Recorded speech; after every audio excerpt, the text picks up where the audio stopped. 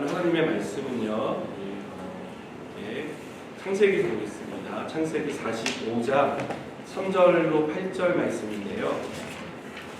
창세기 45장 3절로 8절인데 오늘 우리 학생들이 좀 같이 읽었으면 좋겠어요.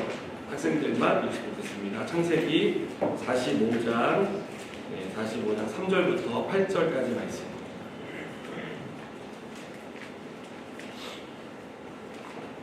창세기 45장 3절부터 8절인데요.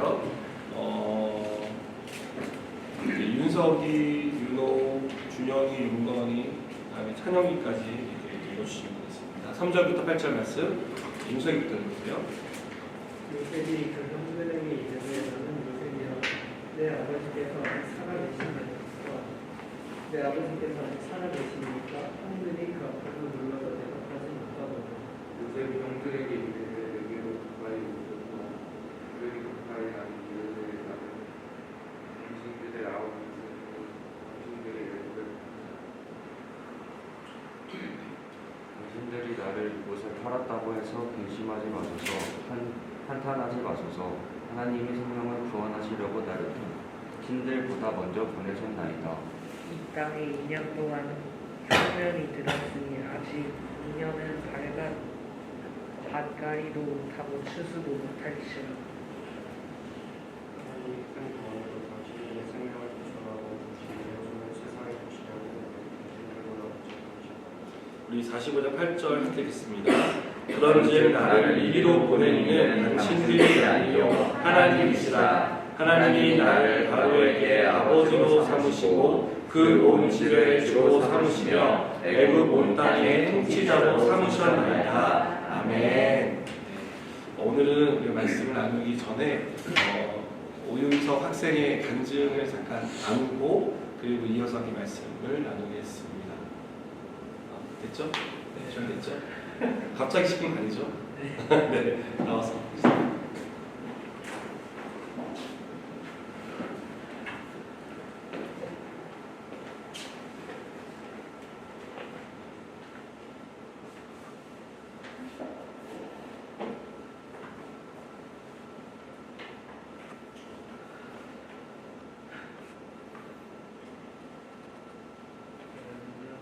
조금만 크게 말해주세요. 제가 그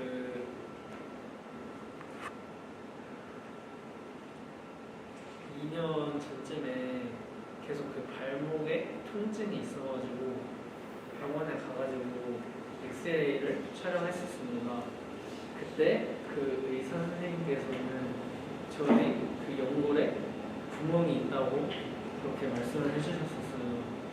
그때 너무 심해지면은 이거를 이제 수술까지 갈 수도 있다, 그런 말에 굉장히 걱정하고 되게 불안해했었습니다.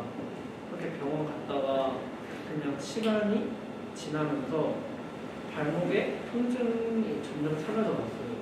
그래가지고 그냥 이제 발목에 이런 게 있었구나, 이런 것도 있고 잊어버리고 그냥 계속 지내고 있다가 최근에 이제 병원에 가서 그 엑스레이 촬영을 했는데 의사 선생님이 이거 그 발목 사진을 보시더니 정말 잘 회복이 되었다고, 이렇게 자연적으로 되는 건 되게 드물다고 되게 신기해 하셨어요. 그래가지고 이게 정말 일어나기 어렵다는 일인데 이런 일이 저한테 일어나가지고 정말 기쁘고 하나님께 감사한 마음이 들었습니다.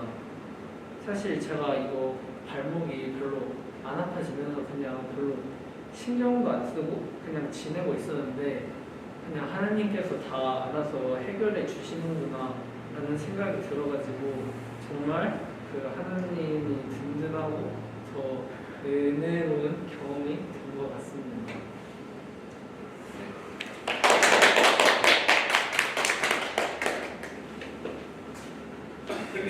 유서이가 아주 간단하게 얘기를 했는데 사람의 몸에서 연골은 재생되는 게 아니라고 제가 알고 있습니다. 의학적으로 연골은 닳아서 없어지는 거지 연골이 재생되지 않는데 유석이는 사실 저것 때문에 2년 전에 군대도 면제될 수 있다 뭐 이런 정도의 네, 그런 진단을 받았는데 그 없던 연골이 생긴 거예요.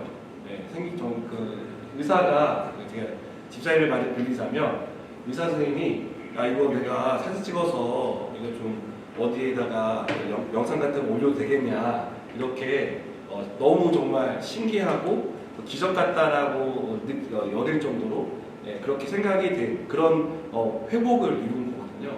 근데 정말 이거는 무슨 뭐 자연적으로 나았다? 이거 말이 안 되는 거고요. 그리고 이게 누구나에게 일어날 수 있는 일이다? 이것도 아니고요. 정말 일어날 수 없는 불가능한 일이 일어난 거고, 그래서 정말 하나님이 하셨다라고 밖에는 설명이 되지 않는 그런 일이라는 것을 여러분이 기억했으면 좋겠습니다. 제가 오늘 여러분과 나누고 싶은 말씀의 제목도 사실은 그것입니다.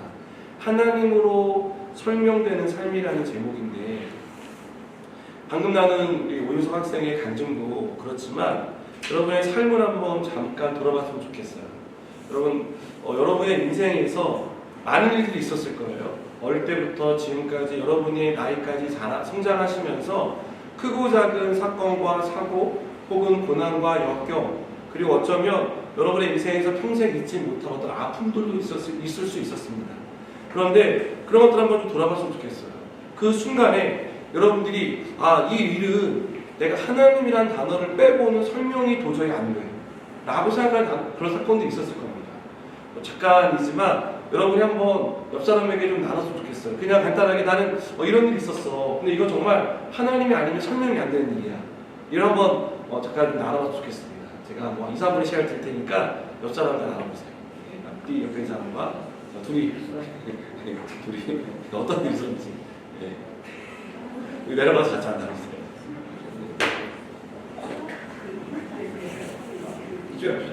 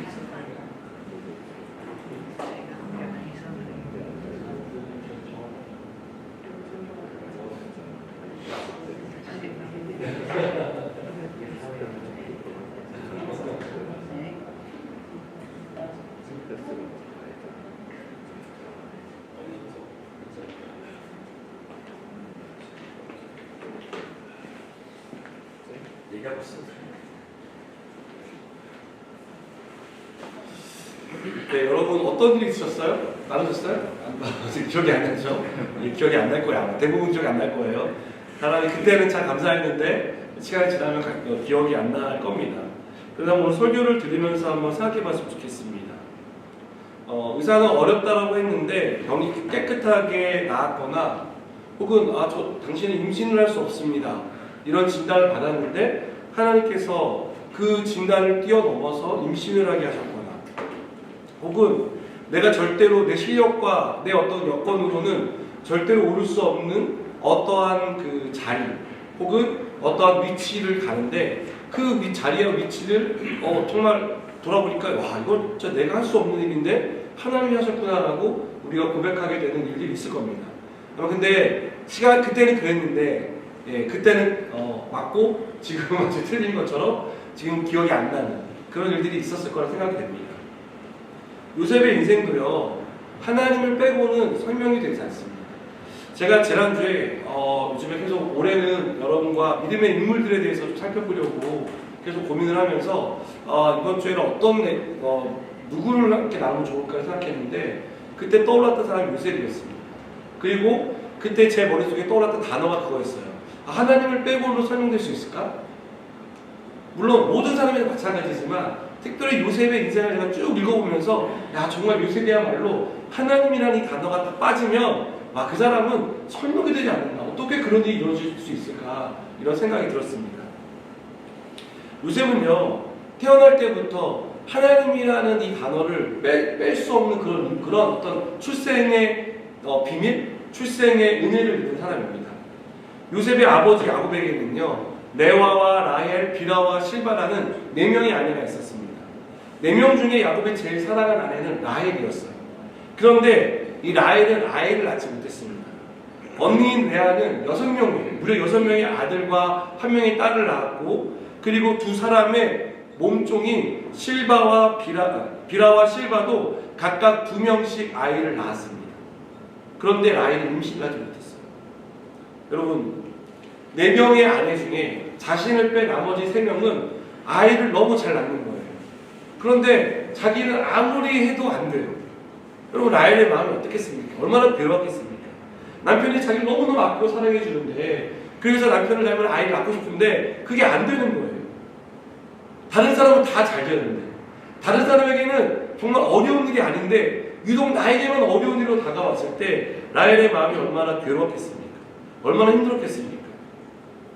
라헬도 아들을 낳고 싶었습니다. 그래서 하나님께 기도합니다. 여러분, 그 기도가 한 번, 두 번으로 그쳤겠습니까? 아니죠. 결혼하고 나서 몇 년 동안 계속해서 기도했을 것입니다. 계속해서 포기하지 못하고 하나님 저에게도 아들을 주십시오, 저에게도 아이를 주십시오 라고 라헬은 기도했을 거예요.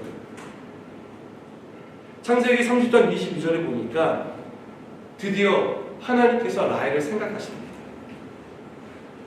그리고 하나님이 그의 소원을 들으시고 그의 태를 여셨다라고 말씀하고 있어요. 우리는 여기서 무엇을 발견합니까? 내가 건강하니까, 부부가 건강하니까, 젊으니까, 그러니까 아이를 가질 수 있을 거야, 이건 아무 문제가 되지 않아 라고 우리 생각하지만 그게 아니라는 거죠.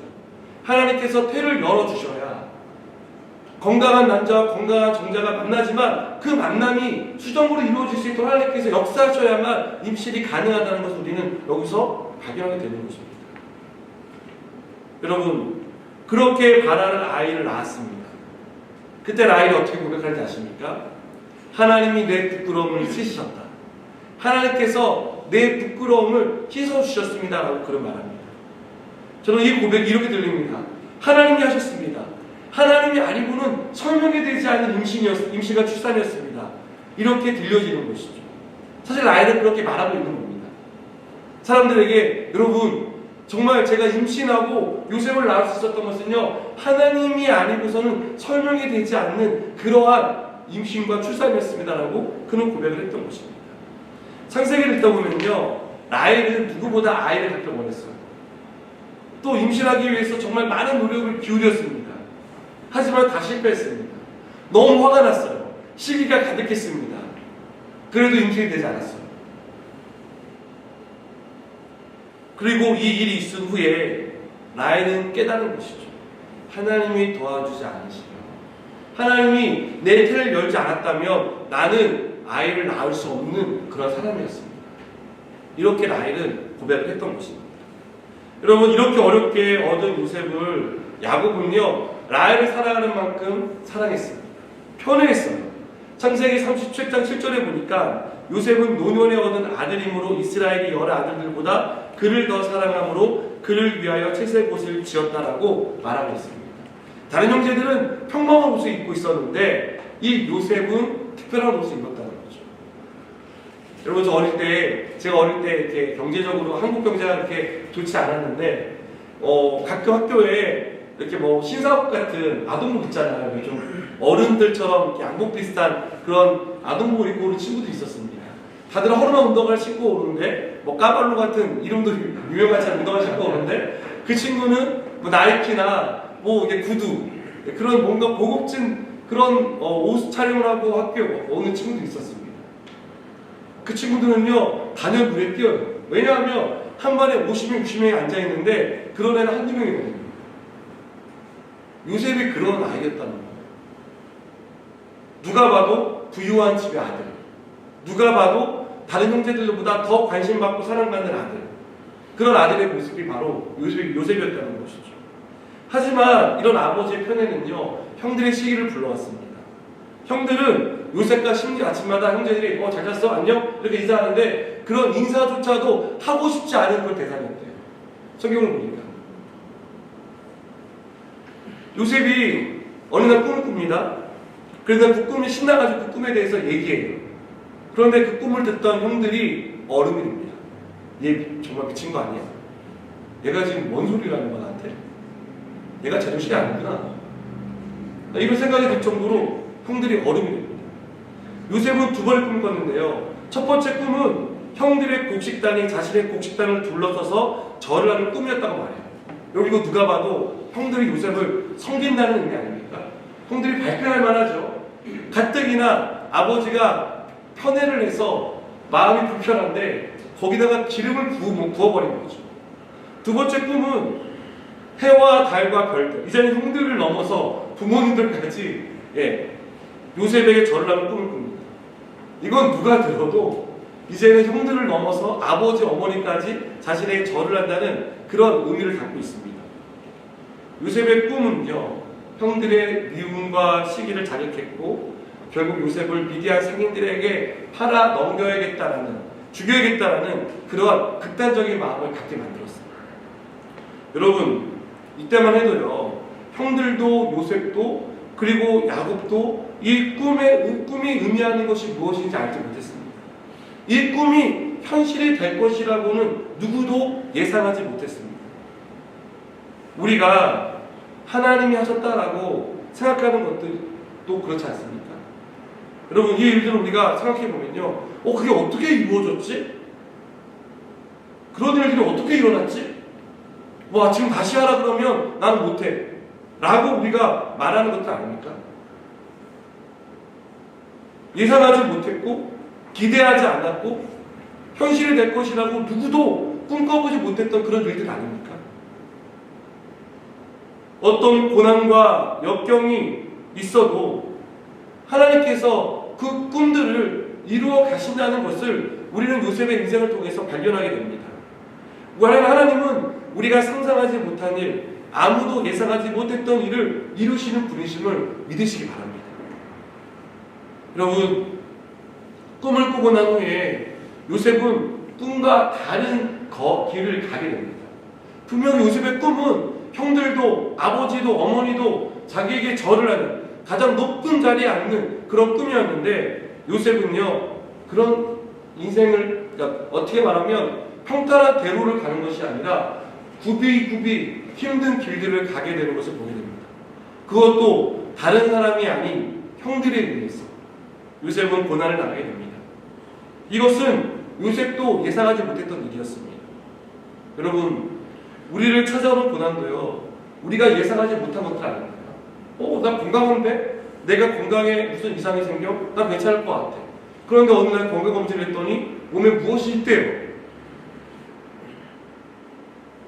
내가 직장에서 있는 거 먹고 잘 가는 것 같았는데 사람들이 나에 대해서 수근수근거리면서 내 입지가 위태로워지는 그런 상황이 갑자기 생깁니다.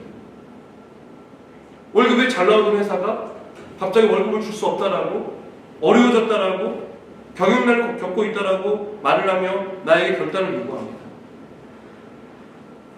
동료들과 아무 문제도 없이 친구들과 잘 지내고 있다고 생각했는데 어느 날 보니까 친구들이 나를 피하고 나에 대해서 안 좋은 얘기들, 없는 얘기를 지어서 나를 그 무리로부터 쫓아내려고 하는 그런 일들을 우리가 보게 됩니다. 아무 문제 없던 가정에 갑자기 폭풍이 몰아쳐서 평온했던 가정의 삶이 깨어지는 일들도 일어납니다. 우리는 복을 달라고 기도했는데 우리에게 찾아온 것은 불행인 경우도 있습니다. 그럼 우리는요, 이런 고난을 예상하지 못합니다. 우리가 그리는 미래는 어떤 것입니까? 잘 되는 거잖아요. 건강하게 내가 하는 일이 잘 되어서 부유하게, 그리고 내가 원하는 일들을 다는 아니지만 그래도 최소한 어떠한 것들은 이루면서 살았으면 좋겠다라는 그런 기대들이 우리 가운데 있지 않습니까? 여러분, 그래서 이런 일들이 우리에게 닥쳐오면요, 우리는 이것을 어떻게 헤쳐나가야 할지 모릅니다. 어떻게 감당해야 할지 우리는 답을 예상할 수 없습니다. 여러분, 아버지의 편애를 받고 자란 요셉이 노예가 될 것이라고 상상이나 했겠습니까? 또 억울하게 누명을 쓰고 감옥에 갇혀서 죄수가 될 것이라고 생각이나 했겠습니까? 우리는 요셉과 같이 갑자기 노예가 되고 죄수가 되면 이렇게 생각할 거예요. 아, 이번 생은 망했다. 끝났다. 아, 내 인생에 더 이상 빛은 없어. 빛은 없고 어둠뿐이야. 나는 끝난 인생이야. 나는 막힌 인생이야. 에라 모르겠다. 어떻게 되겠지? 이렇게 우리가 말하지 않겠습니까? 여러분, 우리 인생이 이렇게 끝난다면 저는 여러분에게 설교를 할 이유도 없고요. 여러분들이 이 자리에 나와서 설교를 들을 이유도 없습니다. 우리의 인생이 이미 정해진 운명대로 흘러간다면 누구도 그것을 거스를 수 없이 마땅하게 받아들여야 한다면 우리는 애써 기도할 필요가 없어요. 하나님을 향한 믿음, 신앙생활 이런 거 필요 없습니다. 만일 노예가 된 요셉이 또 감옥에 갇혀 죄수가 된 요셉이 이제 내 인생은 이렇게 끝나는구나 라고 자포자기하고 절망했다면, 그래서 하나님을 잊어버렸다면 그는 꿈의 사람, 형통의 사람, 축복의 사람이라는 이런 수식어들을 붙일 수 없었을 것입니다. 그러나 요셉의 이야기를 읽어보면요, 요셉에게 고난이 찾아왔을 때 상황이 악화되는데 요셉은 그냥 악화된 것이 아니라 악화되고 더 악화되고 더 악화되는 일을 겪었습니다.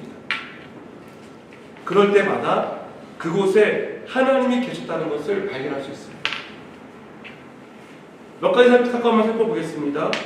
먼저 형들이 요셉을 시기해서 죽이기로 작정했을 때 일어난 일입니다. 아버지의 심부름을 받고 형들이 양을 치는 곳으로 찾아갑니다.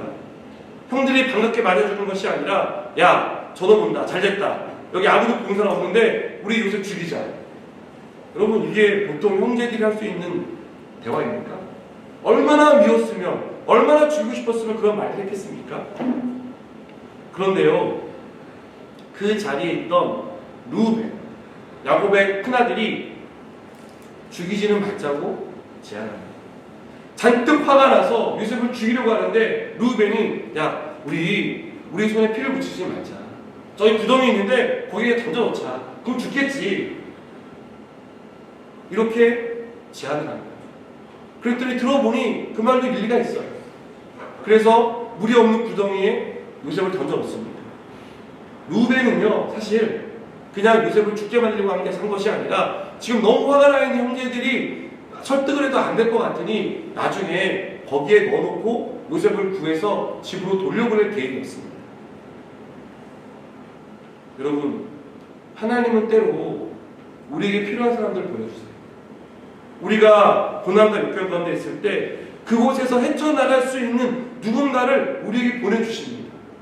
내가 어느 날 찬양을 들었는데 그 찬양의 가사가 내 마음에 꽂혀서 다시 일어날 힘을 얻기도 하고요. 우연히 지나가서 설교를 들었는데 그 설교를 통해서 내가 살아있다는 소망을 갖고 삶을 이어가는 사람도 있습니다. 그냥 성경을 무심코 폈는데, 눈을 감았는데, 그 누군가를 만났는데, 나와 전혀 관계없는 어떤 사람을 만났는데 그 사람이 던진 그 한마디가 내 인생을 바꾸는, 그래서 살아갈, 다시 소망을 갖게 하는 그런 일들을, 역사를 일으키는 경우들이 있다는 거예요. 여러분, 그게 우연이 아니고요, 하나님이 그 사람을, 그 상황을, 그런 일들을 우리 가운데 이루신 것입니다. 만드신 거예요. 여러분, 루벤이 이런 계획을 했죠. 그런데요, 루벤이 잠시 자리를 비운 사이에 요셉은 노예로 팔려갑니다. 그런데 보세요. 만약에 가만히 놔뒀다면 루벤이 구출을 했거나 구출을 못했다면 요셉은 꼼짝없이 죽게 되는데 요셉이 노예로 팔려갑니다. 창세기 37장 26절 27절인데 가까이 있으니까 한번 찾아볼까요? 창세기 37장 26절 27절입니다.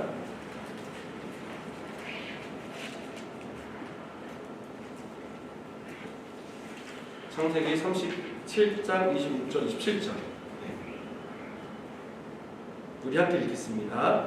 유다가 자기 형제에게 이르되 우리가 동생을 죽이고 그의 피를 덮어둔들 무엇이 유익할까? 자, 그를 이스라엘 사람들에게 팔고 그에게 우리 손을 대지 말자. 그는 우리의 동생이요 우리의 혈육이니라. 그의 형제들이 청종하였다. 여러분, 유다가 우리 죽이지 말고 그냥 너를 팔아버리자, 머리 떠나버리자 이렇게 제안했더니 다른 형제들이 청종했대요. 이 청종이라는 단어를 보니까 즉시 동의했다라고 해요. 그래 그렇게 하자 이렇게 얘기했다는 거죠. 시기심에 가득해서 죽이려고 했던 사람들이 어떻게 설득이 될 수 있겠습니까? 이건 설명할 수 없는 일인 거죠. 여러분, 하나님이 하셨다라고 밖에는 해석이 되지 않는 그런 일입니다. 자, 두 번째 사건이 있었는데요. 노예로 팔려간 곳에서 일어난 일입니다. 요셉은 하필 팔려간 곳이 어디였냐면 애굽의 친위대장, 그러니까 최고위 관리의 집에 노예로 팔려가게 됩니다. 노예였지만 그래도 인정받아서 나름 그곳에서 적응을 해서 살고 있었습니다. 보디발이 그 집의 모든 것을 다 요셉에게 맡겼어요. 그런데 요셉이 볼 때도 이제 상황이 좀 나아졌네, 힘들지만 여기서 어떻게 버티고 있어야지 뭐 이런 생각을 했을지 모르겠어요. 그러나 여기서 요셉은요 더 나라로 떨어집니다. 보디발의 아내가 요셉과 잠자리를 요구하는데 요셉이 그것을 거절하면서 그는 더 어려운 상황에 빠지게 됩니다. 누명을 썼고요, 감옥에 갇혀서 죄수가 되었습니다. 당시 간음죄는요 사형에 해당하는 중형죄였습니다. 그런데 이 친위대장 보디발이 요셉을 죽이지 않고 자신의 왕들을 가두는 왕의 그 죄수들을 가두는 그곳에서 요셉을 가둬버린 거예요. 여러분, 그런데요 여기서 하나님 일하시는 겁니다. 요셉이 갇혀 있었는데 거기에 애굽의 왕 바로의 떡 맡은 관원장과 술 맡은 관원장, 그러니까 바로의 최측근들이라 할 수 있는 그들이 죄를 지어서 그 감옥에 갇히게 됩니다. 우리가 아는 것처럼 그들은 꿈을 꾸게 되죠. 그리고 그 꿈을 요셉이 해석해 줍니다. 여러분, 자, 어떻게 요셉이 갇힌 감옥에 하필 바로 왕의 측근들이 같이 갇힐 수 있었겠습니까? 그리고 또 그들이 같은 날 꿈을 꾸고 그 꿈을 요셉에게 의뢰할 수 있겠습니까? 그런데 그런 일들이 일어났다는 거죠. 여러분, 우리가 어떻게 그런 우연이 있냐, 살다 보면 그런 일도 있을 수 있겠지 이런 생각할지 모르겠지만, 여러분 이 내용들을 가만히 보면 하나님께서 요셉을 바로 앞에 세우기 위해서 그 감옥으로 보내시고 그들을 그 감옥 가운데 함께 거하게 하시고 꿈을 해석하게 하시고 그리고 결국 요셉을 준비시키고 계시다는 것을 발견할 수 있습니다. 여러분, 하나님은 요셉을 결국은 바로 앞에 세우셨습니다. 그리고 그곳에서 바로가 꾼 꿈을 해석하게 하심으로써 요셉을 바로 다음이 애굽의 총리로 세우십니다. 창세기 41장 56절 57절을 보시면 온 지면에 기근이 있으면 요셉이 모든 창고를 열고 애굽 백성에게 팔세 애굽 땅에 기근이 심하며 각국 백성도 양식을 사려고 애굽으로 돌아와 요셉에게 이르렀으니 기근이 온 세상에 심함이었더라라고 말합니다. 여러분, 이게 무슨 말이냐면 애굽의 총리가 된 요셉이 흉년을 준비하고 있었다는 것이죠. 그런데 이 흉년은 누가 준비하게 하신 것입니까? 하나님께서 준비하게 하신 거예요. 풍년도 하나님 주셨고 흉년도 하나님 주셨는데 그 흉년 하나님이 준비하게 하시고 그 준비를 통해 가나안에 있던 이 야곱의 가족들을 애굽으로 불러들이셔서 그곳에서 번성하게 하기 위해서 하나님이 이 일들을 계획하셨다는 겁니다. 창세기 42장 2절을 보시면요, 야곱이 또 이르되 내가 들은즉 저 애굽에 곡식이 있다니 너희는 그리로 가서 거기서 우리를 위하여 사오라. 그러면 우리가 살고 죽지 아니하리라라고 야곱은 말합니다. 야곱이 전국에 그리고 전 각국에 다 흉년으로 힘들어하는데 야곱이 들어보니까 애굽에는 곡식이 있대. 우리 얘들아 가서 곡식 사와라. 이게 뭐예요? 하나님께서 요셉을 다시 요셉과 제외하게 하기 위해서 만드신 계획입니다. 여러분, 다시 만났고요. 그들은 함께 살 수 있게 되었습니다. 그런데 이 과정에서요, 형들은 껄끄러웠어요. 불편했습니다. 불안했습니다. 우리가 한 짓이 있는데 어떻게 될까? 우리 이제 요셉이 우리에게 보복하면 어떡하지? 복수하면 어떡하지? 이런 생각을 했다는 거죠. 여러분에게 질문 드리겠습니다. 윤호야, 만약 윤호 너가 요셉이었다면 형들이 너를 팔았어. 형들이야, 형이 팔았어 너를. 너를 머리 들어가가지고 머리를 탁 치고 기절하게 만들어서 너를 저기 섬에다가 팔았어. 다시 어떻게 돌아왔어 집에. 그러면 형 어떻게 할 것 같아요? 예, 알겠습니다. 생각만 하세요. 네, 생각만. 네. 윤건이 어떻게 할 것 같아? 형들이 너를 데려갔어. 형들이지? 저기 인천에 부흥교회에다 너를 팔아넘겼어. 세월절 여선에게. 고생 끝에 한 10년 지나서 네가 돌아왔어. 형들을 보면 어떨 것 같아? 반가울 것 같아요? 아니면 어떻게 할 것 같아요? 물어보거나 말하죠. 물어보거나. 저 어릴 때 저는 형들이 많거든요. 다 형들이거든요. 제 막내이기 때문에. 형들이 맨날 그랬어요. 저희 집에 TV가 있는데 그 당시에 리모컨이 없으니까 저한테 이렇게 같이 보고 있으면 바로 툭툭 치면서 야야야 가서 저 채널 좀 바꿔. 또 툭툭 치면서 야 볼륨이 작다 볼륨 좀 높여. 또 치면서 야 볼륨 너무 크다 줄여. 야 TV 좀 끄고 와. 막 치면서 야 라면을 끓여. 형들이 그랬거든요. 제가 다짐했습니다. 저것들 날 크기만 해봐라. 가만두고. 어떻게 나한테 저럴 수 있어? 나 무시해?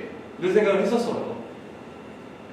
여러분, 요셉의 마음 가운데 보복할 수 있는 그런 동기는 충분히 있었습니다. 그렇죠? 아마 요셉의 상황을 들었다면 누구든 요셉이 형들에게 복수를 한들 그들을 감옥에 가둔들 죽인들 다 이해했을 거예요. 그럴 수 있지 뭐. 야, 그 얼마나 고생했어. 죽을 꿈을 몇 번 넘긴 거예요. 형들의 입장에서 보면 요셉이 자기들을 가만히 두는 게 더 불안한 거예요. 야, 언제 우리에게 보복할까 내가. 우리 죽이면 어떡하지? 내 자식들을 감옥에 가면 어떡하지? 막 얼마나 불편했고 두렵겠습니까? 여러분, 이런 마음을 요셉이 알았어요. 요셉이 그래서 이렇게 말합니다. 우리 창세기 45장 5절인데 한번 읽어볼까요? 우리 한번 암송 구절이기도 한데요. 45장 5절 읽겠습니다. 시작. 당신들이 나를 이곳에 팔았다고 해서 근심하지 마소서. 한탄하지 마소서. 하나님이 생명을 구원하시려고 나를 당신들보다 먼저 보내셨나이다. 여러분, 어떻게 이렇게 말할 수 있습니까? 제가 마치 형들에게 형 괜찮아 나 다 이해할 수 있어. 나 그때 사실 형들 되게 미워했는데 지금은 다 이해해. 사랑해. 이렇게 말하는 거죠. 지금도 미워하십니까? 그건 아닙니다. 다 잊었어요. 잊은 건 아니고 미워하진 않죠. 여러분, 그런데 어떻게 이렇게 말할 수 있어요? 어떻게? 여러분, 복수할 기회가 생겼는데 그냥 넘어갈 수 있는 사람은 많지 않아요. 거의 없다고 생각합니다. 만일 내가 죽을 고비를 넘기고 고생 끝에 이 자리까지 왔다면 절대로 가만히 두지 않는 거예요. 어떻게든 복수했겠지. 적어도 형들에게 무릎 꿇고 빌어. 근데 용서해줄게. 아마 이런 말 정도는 하지 않았겠습니까? 그런데 요셉이 그렇게 하지 않았다는 거죠. 요셉은 불안했던 형들을 안심시킵니다. 그리고 이렇게 말하는 거죠. 형들이 나를 팔았다고 생각하지 마세요. 사실은 하나님이 나를 먼저 여기서 보내신 거예요. 라고 말하는 것이죠. 여러분, 요셉이 이렇게 말할 수 있었던 것은 하나님이 자기 인생에 개입하셨다는 것을 깨달았기 때문입니다. 그것을 깨닫는 사람만 이렇게 말할 수 있는 거예요. 그것을 모르면 내가 이 자리까지 어떻게 올라왔는데, 내가 그동안 얼마나 죽을 고생하면서 여기까지 왔는데 라고 하면서 나를 해코지하고 어렵게 만든 사람들에 대해서 그래, 드디어 내가 복수할 기회가 왔다 라고 생각하게 되는 것이죠. 하지만 하나님께서 개입하셨어. 하나님 날 이스라엘까지 올려오셨어. 생각해보니까 하나님이 이렇게 나를 인도해 주셨구나 라고 깨달은 사람들은 그렇게 말하지 않는다는 거죠. 여러분, 상황을 보고 환경을 보면 하나님이 보이지 않죠. 어려움만 보입니다.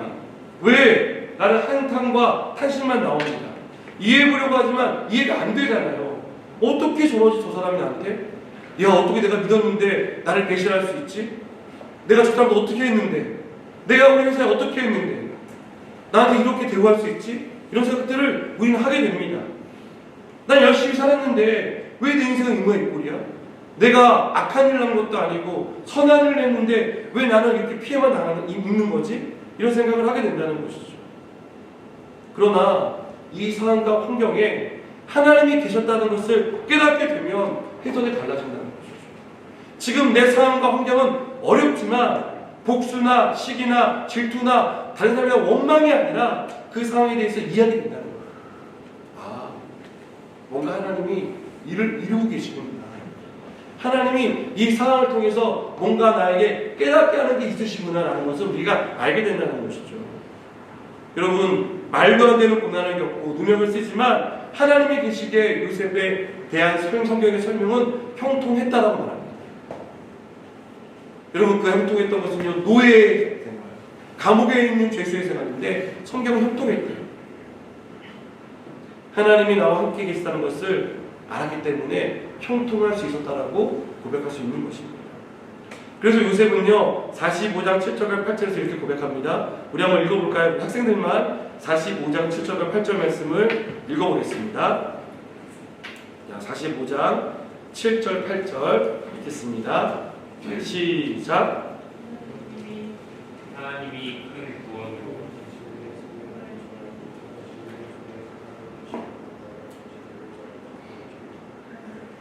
다시 읽겠습니다. 시작. 하나님이 그 큰 구원으로 당신들의 생명을 보존하고 당신들의 손을 세상에 두시려고 나를 당신들보다 먼저 보내셨나니 그런즉 나를 이리로 보내기는 당신들이 아니요 하나님이시라. 나를 바로에게 아버지로 삼으시고 그 온 집의 주로 삼으시며 애굽 온 땅의 통치자로 삼으셨나이다.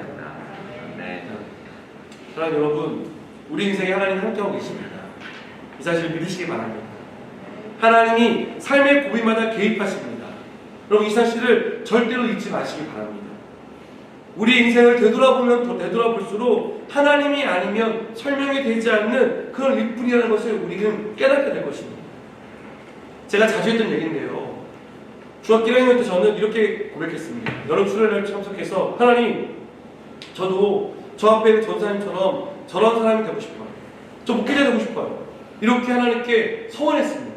기도했습니다. 그리고 지금까지 계속해서 그렇게 기도해 왔습니다. 그때부터 제 꿈은 목회자였고 그 꿈을 잃지 않았고 열심히 달려왔습니다. 그런데요, 막상 신학교에 입학하고 나니까 생각이 달라져요. 상황이, 환경이 저의 이런 꿈들을 흔들어 놓더라고요. 그래서 좌절한 적도 있고요. 꿈을 거의 포기한 적도 있어요. 그래, 뭐 그냥 교회 열심히 다니지. 나중에 교회 돈 많이 벌어서 헌금 많이 해야지. 그런 일반적인 생각들을 했었습니다. 그런데요, 그때마다 하나님께서 누군가를 보내셔서 어떤 친구를 통해서 야, 정신 차려. 어떤 상황을 통해서, 환경을 통해서 저를 깨닫게 해주셨어요. 지난주에 두 사람을 만났습니다. 각각 그 두 사람을 만났는데 그들과 우연히 우리 교회에 대한 이야기를 나누게 됐어요. 개척했던 얘기들을 하면서 처음에 이렇게 시작했고요. 이렇게 한 가정, 두 가정이 모셨고요. 그리고 우리가 이런 곳에서 예배를 드렸고요. 그리고 지금은 이렇게 봉사를 하고 있습니다.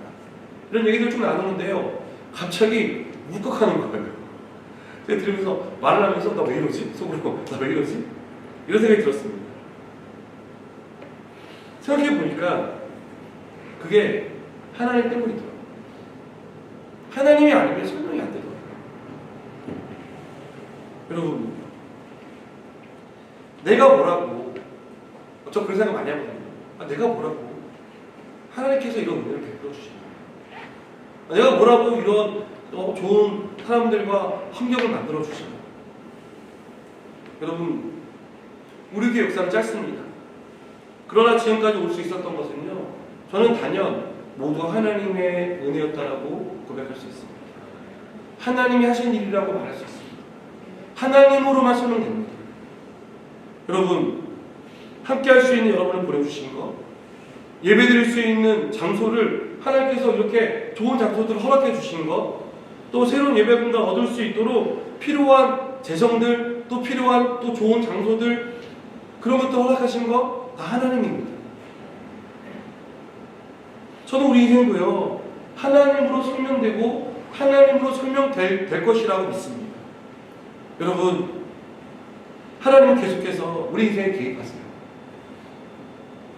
때마다 시마다 우리를 도와주십니다.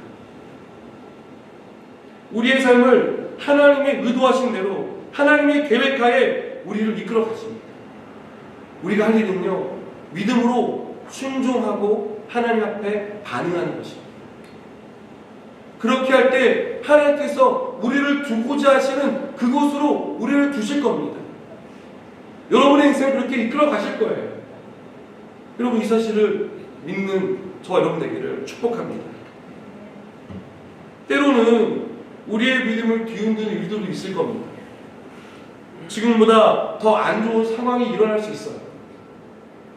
어떻게 내 인생이 이렇게까지 될 수 있을까? 라고 우리가 생각하는 그런 상황들이 올 수도 있습니다. 우리의 믿음이 바닥을 치는 일이 일어날 때도 있을 것입니다. 또 우리의 원수 마귀가 우리를 향해서 조롱하고 비웃을 거예요.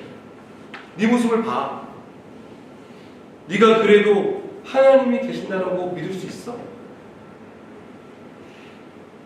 너 그렇게 열심히 기도했는데 아무 일도 일어나지 않잖아. 우리 더 힘들어졌잖아. 그래도 너 기도할 거야? 마귀가 우리에게 그런 조롱과 비웃음을 던질 수 있습니다. 그런 것들은요, 우리의 마음 가운데 빗으로 꽂히는 거죠. 하나님, 왜 더 어려워진 거죠? 하나님, 내가 이렇게까지 기도했는데, 내가 이렇게까지 하나님께 신실하게 살았는데, 하나님 도대체 내가 무슨 죄를 졌길래 이런 거죠? 이런 가슴앓이를 우리는 하게 된다. 여러분, 그러나 그 순간에도요, 하나님이 함께 하신다는 사실을 믿으십니다. 그 순간에도 우리의 인생은요, 막힌 것이 아니라, 망한 것이 아니라, 요셉의 표현을 빌리자면 형통한 인생을 살아가는 것입니다. 우리가 볼 때는 형통하지 않지만 하나님은 우리를 형통의 과정으로 이끌어 가고 계신다는 겁니다. 그것을 믿으라는 거예요. 요셉의 이야기를 통해 그런 하나님을 신뢰하라는 것입니다. 여러분, 하나님이 하신 일들을 떠올려 보십시오. 아, 내가 과거에 몇 살 때 이런 일이 있었는데 하나님 이렇게 이끌으셨어요. 어제 제 친구가 이런 얘기를 하더라고요. 대형교회에서 부목사를 섬기고 있는데 여러 전국을 다니면서 때로 다른 나라를 다니면서 교육에 대해, 기독교 교육에 대한 강의를 합니다. 잘 아는 그런 목사님한테 강의를 해요. 근데 그 친구가 서울의 미아리 출신이에요. 어제 이제 저한테 전화하면서 저기 미아리에 있는 교회에 강의하러 간대요. 그래서 그래, 너 고향에 갔구나 이렇게 얘기를 하는데 그 친구가 이렇게 얘기하더라고 저한테. 야, 미아리 올 때마다 참 그런 생각이 들어. 내가 여기 출신인데 내가 뭐라고 그렇게 전국을 다니면서 강의를 할까 이런 생각이 들었대요. 그래서 제가 그랬습니다. 네, 그 마음을 잃지 말고 목회하면 너 훌륭한 목사님 될 수 있을 것 같아. 하나님이 베풀어 주신 그 은혜들을 생각해 보면, 하나님이 개입하신 일들을 생각해 보면, 여러분, 내 믿음이 지금은 바닥이어도 다시 일어날 수 있는, 새롭게 되어지는 그런 일들이 우리 가운데 일어날 수 있다. 그리고 하나님께서 우리의 삶을 바꾸시는, 믿음의 역사를 이루시는 그런 일들이 일어납니다. 삶이 어려워질수록, 상황이 악화될수록, 최악의 상황에 도착한다 하더라도 우리 인생에 깊이 개입하시고 우리를 이끌어 가시는 하나님을 붙잡는 그런 믿음을 우리가 갖기를 원합니다. 여러분, 그렇게 기도하십시오. 하나님, 저에게 믿음을 주십시오. 하나님, 저에게 믿음을 주십시오. 어떤 상황에서도, 내가 악화되는 그런 어려운 상황에서도 하나님 붙들 수 있는 믿음을 주십시오. 그럴 때 우리는 하나님이 우리에게 이루는 그런 일들을 눈으로 보게 될 것입니다. 그리고 우리를 꿈의 사람들을 부르게 될 것이고, 형통의 사람으로 부르게 될 것이고, 믿음의 사람이라고 사람들은 우리를 그렇게 부르게 될 것입니다. 여러분, 저는 우리에게 이런 축복이 있기를 원합니다. 요셉에게 일어난 일은 요셉에게만 해당되는 일이 아니에요. 오늘 요셉과 같이 하나님을 바라보고 믿음으로 반응하는 그 사람들에게 하나님 주신 약속입니다. 여러분, 모두가 요셉이 되길 축복합니다. 모두가 믿음의 삶을 되길 축복합니다. 이런 일들 우리 가운데 이루시는 하나님을 찬양합니다.